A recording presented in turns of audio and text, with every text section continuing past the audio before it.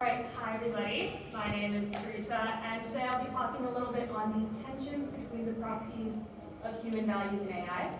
This work was in collaboration with Daniel Nisani, Max Sembalist, Akash Khanna, Kaylee Massa, and John Dickerson. Alright, let's jump in.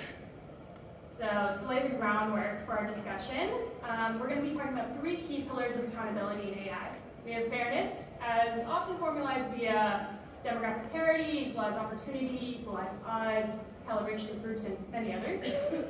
We have privacy, as often formalized via differential privacy, as we know, a probabilistic guarantee that a model will perform the same, no matter if a single data point is removed or replaced.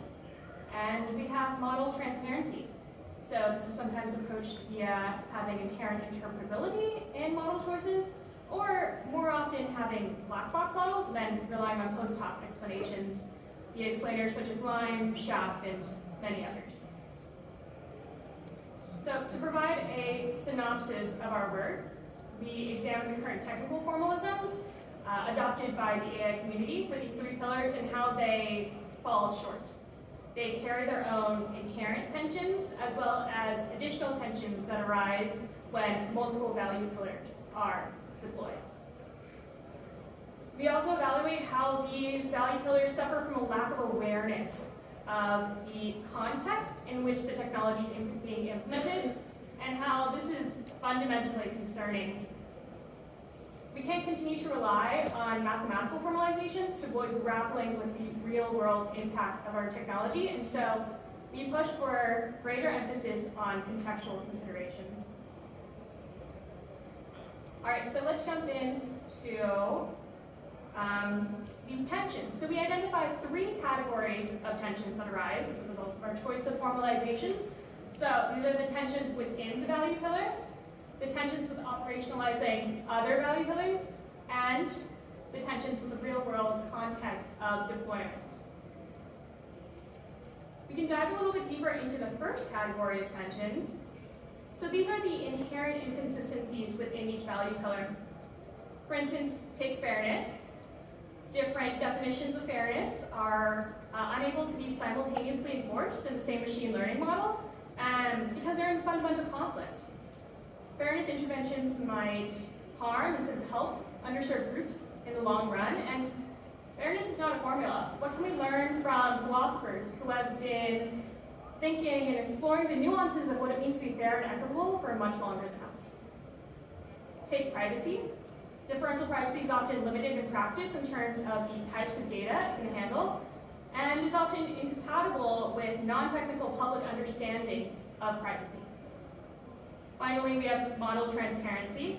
So post hoc explanations are often considered an inherent fiction for black boxes, and humans are susceptible to confirmation bias. Data scientists can overtrust and be misled by explanations. So moving to our second category of tensions, these are the tensions that arise as a result of the compounded impossibility of employing multiple value pillars. So essentially, implementing one pillar can cause tension with others. And these have already been talked a little bit about this morning. But to dive a little bit deeper, privacy can make achieving fairness more difficult, and privacy can also negatively impact minority communities, as evidenced in the 2020 census.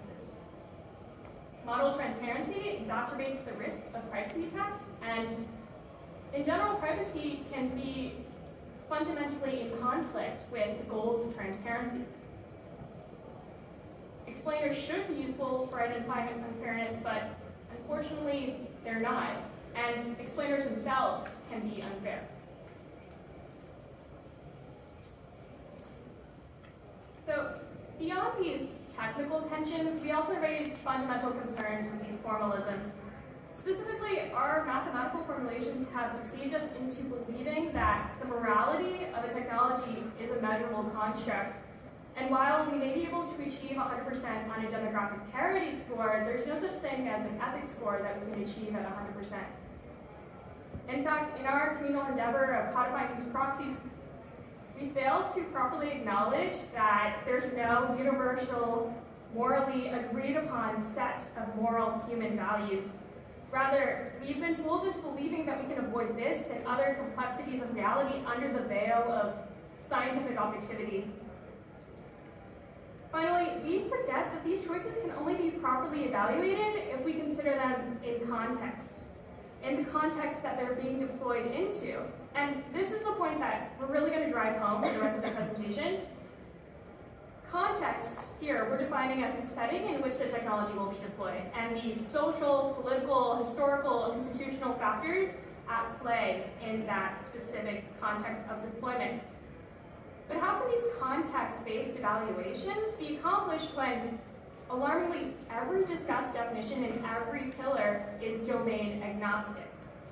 Assuming the same fundamental property should be optimized no matter the setting in which it will be deployed, it oversimplifies the complicated nature of reality. Just because a property can be uniformly calculated in every scenario does not mean that it should be uniformly optimized in every scenario. And we must examine the ramifications of our choices within the specific context of deployment. We can't continue to absolve ourselves of grappling with the real-world impacts of our work just because we rely on implementing what's popular in our own technical silos. Context maps decisions to consequences. All right, so at this point in the presentation, I do have to acknowledge that this is not new or novel. More developed fields of ethics like bioethics and medical ethics already heavily consider context. Take, for instance, in the field of bioethics, medical practitioners have access to different types of patient information depending on their physical context. Are they in a hospital, or are they in their car on the way to the hospital? Clinicians are already trained to rely on contextual considerations when formulating their treatment plans for patients. And the field of STS has already formulated frameworks that represent our three value pillars. For fairness, we can look towards substantive algorithmic fairness, which examines the institutional structures that surround specific algorithmic decision points. For privacy, we can look towards contextual integrity, which defines privacy as the appropriate flow of information, where what's appropriate entirely depends on the context of deployment. And for transparency, we need to think more deeply about use case specific methods. So first, understanding the setting in which transparency is required, and specifically what that setting requires and what is relevant, and then designing explanation methods or inherently interpretable methods specifically for those situational needs. While these are not new, there are unfortunately gaps in their adoption and utilization in industry, and we push for these gaps to be reconciled and push for continued collaboration with sociotechnical researchers. So we've provided some precedent, we've pointed towards some frameworks, but now we're going to provide a discussion on some open questions that we also discussed for practical implementation. So the first is on the modeling assumptions that we all hold and how these might not justly reflect reality. So take, for instance, fairness modeling, which often is modeled via static assumptions, such as there's one population being passed through one model in one time period. Maybe this is not capturing some of the dynamic aspects of our reality. What types of tools need to be developed? Can we take inspiration from checklists and diagrams and model cards, and etc.? How should machine learning systems respond to context? How much of this process should be manual and how much automated? And finally, what aspects of ethical responsibility does each stakeholder carry? Machine learning models involve a variety of stakeholders in their building and deployment. And how do the roles of a data labeler, a model owner, a business executive, how do their roles in exploring context and understanding contextual needs vary, and how can we formalize these distinctions? There's urgency in addressing our failures and properly understanding the consequences of our choices of formalisms for accountability.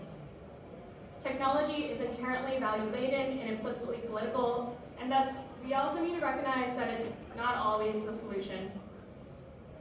We cannot continue to use these mathematical formalisms to avoid grappling with the real-world impacts of our technology, and thus we must implement contextually aware technical interventions for accountability.